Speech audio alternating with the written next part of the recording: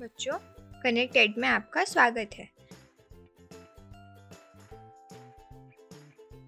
बच्चों, आज हम पढ़ेंगे पाठ जॉर्ज पंचम की नाक। इस पाठ में हम निम्नलिखित विषयों के बारे में जानकारी प्राप्त करेंगे। लेखक का व्यंग्यात्मक ढंग में स्थिति को बयां करना, जॉर्ज पंचम की नाक का महत्व बताना, पाठ से जुड़े प्रश्न उत्तर। ये बात उस समय की है जब इंग्लैंड की रानी एलिजाबेथ द्वितीय में अपने पति के हिंदुस्तान पधारने वाली थी।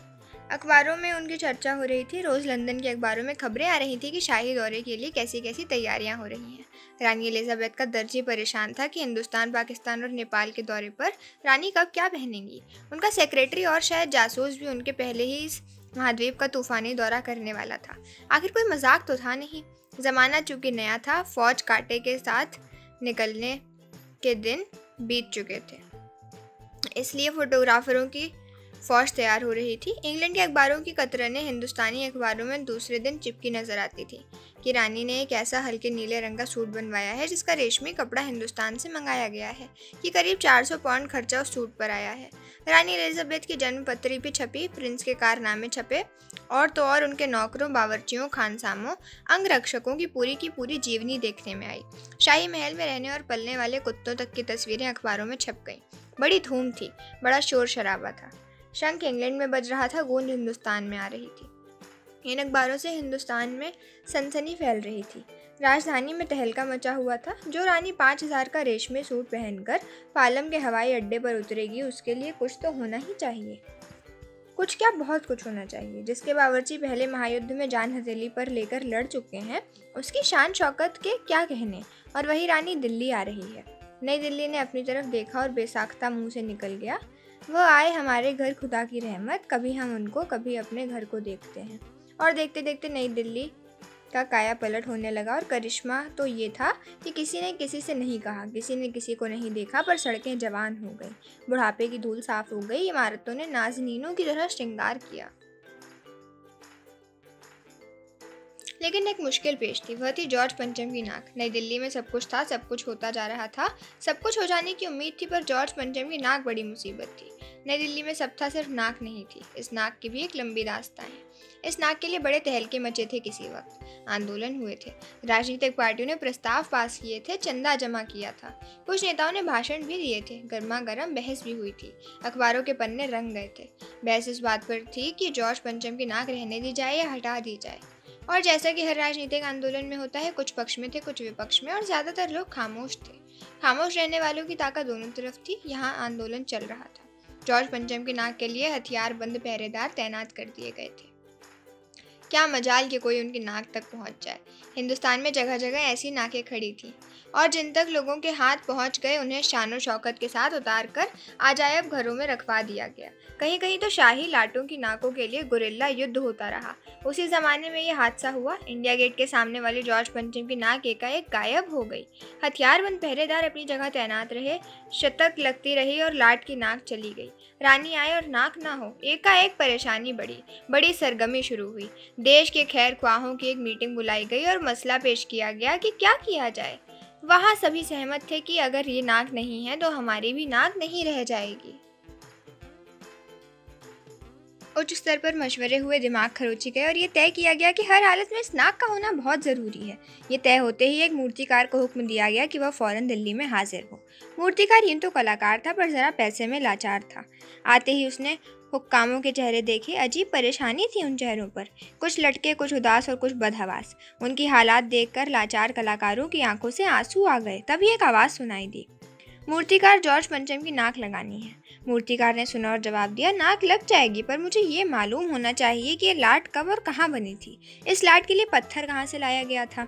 सब हुक्कामों ने एक दूसरे की तरफ ताका। एक की नज़र ने दूसरे से कहा कि ये बताने की जिम्मेदारी तुम्हारी है। खैर, मसला हल हुआ। एक क्लर्क को फ़ोन किया गया और इस बात की पूरी छानबीन करने का काम सौंप दिया गया। पुरातत्व विभाग की फाइलों के पेज चीरे गए, पर कुछ भी पता नहीं चला। क्लर्क ने लौटकर कमेटी के सामने आते हुए बयान दिया, सर, मेरी खता माफ़ हो, फाइलें सब कुछ हजम कर चुकी हैं। हुक्कामों के चेहरों पर उदासी के बादल छा गए। एक खास कमेटी बनाई गई और उसके जिम्मे ये काम दे दिया गया कि जैसे भी हो ये काम होना है और इस नाक का दारोमदार आप पर है। आखिर मूर्तिकार को फिर बुलाया गया। उसने मसला हल कर दिया। वह बोला, पत्थर की किस्म का ठीक पता नहीं चला तो परेशान मत होइए, मैं हिंदुस्तान के हर पहाड़ पर जाऊंगा और ऐसा ही पत्थर खोज कर लाऊंगा। कमेटी के सदस्यों की जान में जान आई। सभापति ने चलते चलते गर्व से कहा, ऐसी क्या चीज़ है जो हिंदुस्तान में मिलती नहीं? हर चीज़ इस देश के गर्भ में छिपी है। ज़रूरत खोज करने की है। खोज करने के लिए मेहनत करनी होगी। इस मेहनत का फल हमें मिलेगा। आने वाला ज़माना खुशहाल होगा। ये छोटा सा भाषण फौरन अखबारों में छप गया। मूर्तिकार हिंदुस्तान के पहाड़ी प्रदेशों और पत्थरों के खानों के दौरे पर निकल पड़ा। कुछ दिन बाद वह हताश लौटा। उसके चेहरे पर लानत बरस रही थी। उसके सिर लटकाकर खबर दी गई, हिंदुस्तान का चप्पा चप्पा खोज डाला पर इस किस्म का पत्थर कहीं नहीं मिला। ये पत्थर विदेशी है। सभापति ने तैश में आकर कहा, लानत है आपकी अक्ल पर। विदेशों की सारी चीज़ें हम अपना चूके हैं, दिल, दिमाग, तौर तरीके और रहन सहन। जब हिंदुस्तान में बॉल डांस तक मिल जाता है तो पत्थर क्यों नहीं मिल सकता? मूर्तिकार चुप खड़ा था। सहसा उसकी आंखों में चमक आ गई। उसने कहा, एक बात मैं कहना चाहता हूँ, लेकिन इस शर्त पर कि ये बात अखबार वालों तक ना पहुँचे। सभापति की आंखों में भी चमक आई। चपरासी को हुक्म हुआ और कमरे के सब दरवाजे बंद कर दिए गए। तब मूर्तिकार ने कहा, देश में अपने नेताओं की मूर्तियाँ भी हैं। अगर इजाज़त हो तो आप लोग ठीक समझे तो मेरा मतलब है तो जिसकी नाक इस लाट पर ठीक बैठे उसे उतार लाया जाए। सबने सबकी तरफ देखा। सबकी आंखों में एक क्षण की बदहवासी के बाद खुशी तैरने लगी। सभापति ने धीमे से कहा, लेकिन बड़ी होशियारी से, और मूर्तिकार फिर देश दौरे पर निकल पड़ा। जॉर्ज पंचम की खोई हुई नाक का नाप उसके पास था। दिल्ली से वह बम्बई पहुंचा।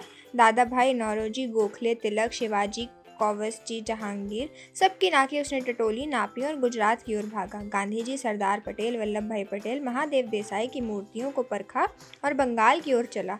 गुरुदेव रविंद्रनाथ, सुभाष चंद्र बोस, राजा राम मोहन रॉय आदि को भी देखा, नाप जोख की और बिहार की तरफ चला।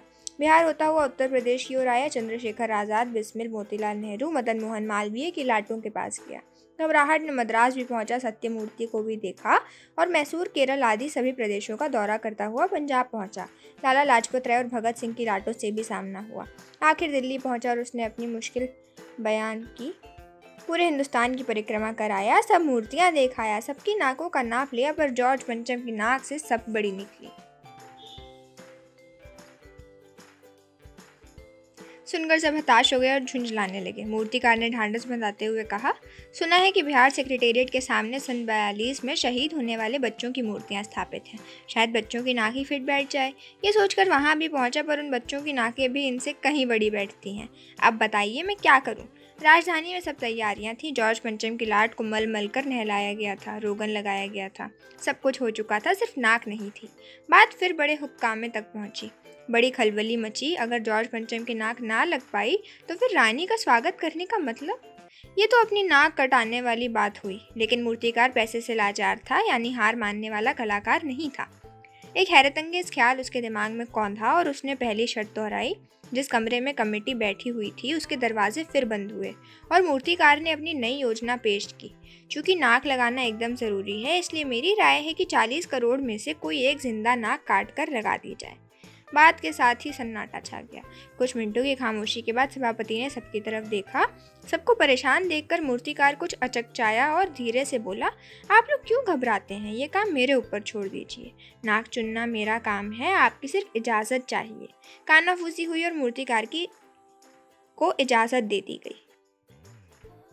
अखबारों में छपा कि नाक का मसला हल हो गया है और राजपथ पर इंडिया गेट के पास वाली जॉर्ज पंचम की लाट के नाक लग रही है। नाक लगने से पहले फिर हथियारबंद पहरेदारों की तैनाती हुई।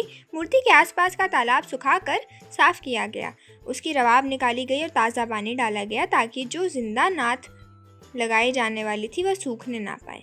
इस बात की खबर जनता को नहीं थी। ये सब तैयारियां भीतर भीतर चल रही थी। रानी के आने का दिन नज़दीक आता जा रहा था।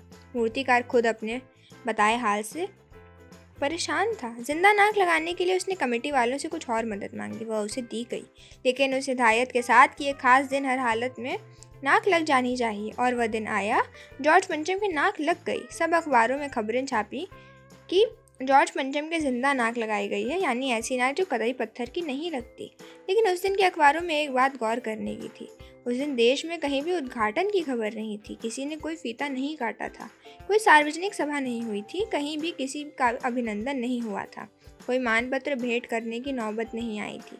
किसी हवाई अड्डे या स्टेशन पर स्वागत समारोह नहीं हुआ था। किसी का ताज़ा चित्र नहीं छपा था। सब अखबार खाली थे। पता नहीं ऐसा क्यों हुआ था।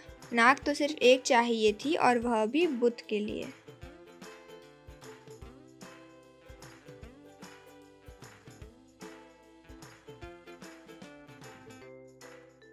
पाठ से जुड़े कुछ प्रश्न।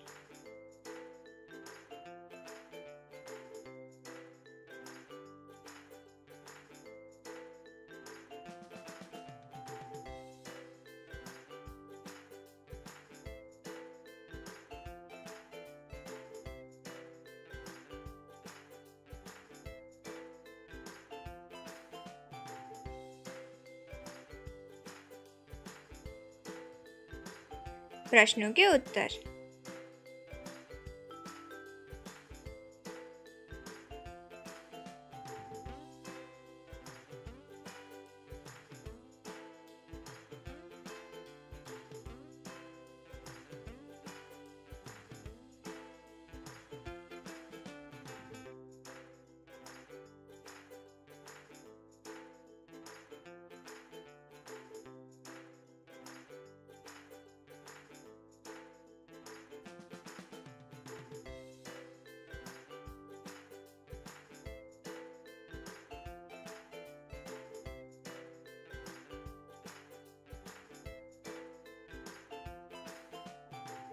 जो आज का पाठ समाप्त हुआ। आशा है आप सबको पसंद आया। धन्यवाद।